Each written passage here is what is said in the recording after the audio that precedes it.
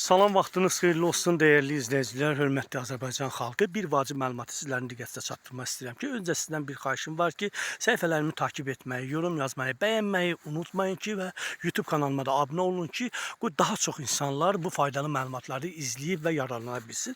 Bəli, biz piramida saytlar haqqında sizlərə məlumat vermişdik. Yəni illərdir biz piramida saytlar haqqında məlumat veririk, ictimaiyyət verir, Daxili İşlər Nazirliyi, yəni bu kiberdələduzlar haqqında məlumat verir ki, yəni belə fırıldaqçılara inanmayın, şəxsi bank hesablarınızı heç kimə verməyin. Amma yenə də buna inananlar var, yəni sadəlövhlük eləyənlər var, yəni baxmayaraq ictimaiyyətdə geniş şəkildə bu məlumat verilir. Yenə də inanmırlar, yenə də gedirlər. Təbii ki, hər ayda yüzlərlə belə piramida saytlar gəlir, insanların pulunu yığışdırır, çıxır gedir, insanlar qalır göz yaşlı. Təbii ki, yəni baltanın sapı bizdə olanların bir-iki nəfərin vasitəsilə bu həyata keçirilir. Yəni burada bir-iki nəfər o gətirdiyi insanları, depozit etdiyi insanlardan burada kirli miqdarda pulları qazanır, gözü yaşlı qalır və kasıblar burada.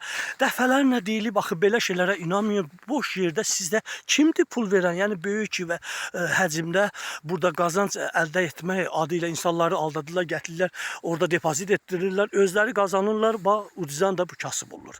Təbii ki, yəni belə şeylərdə ən son olaraq Xerox deyilən piramida sayti vardı. O da gəldi evlə, insanları aldatdılar orada, pullarını qoydular, yəni kreditə götürdülər, maşını satdılar, qızıl hamısını satdılar, pensiya kartından pulu alıb qoyub orada, onlar göz yaşlı qaldı, çıxdılar. Təbii ki, belə fırıldaqçılara inanmayın. İndi də kiberdələduzlar bütün bank əməkdaşı kimi digər taktikalardan istifadə edirlər kartınızda pul oğramaqdan ötürü. Təbii ki, yəni indi də son taktikaları, yəni siz hansısa şirkətdən pul qazanmışsınız, 5.000, 10.000, biz o mükafatı sizə vermək istəyir, siz bizə bəzi məlumatları verin. Yenə də buna inananlar var. İnanmayın yəni belə şeylərdə. Siz nə qədər yəni belə sadəlövhlük eləyirsiniz? Yəni dəfələrlə bu haqda biz ictimaiyyətə məlumat vermişik.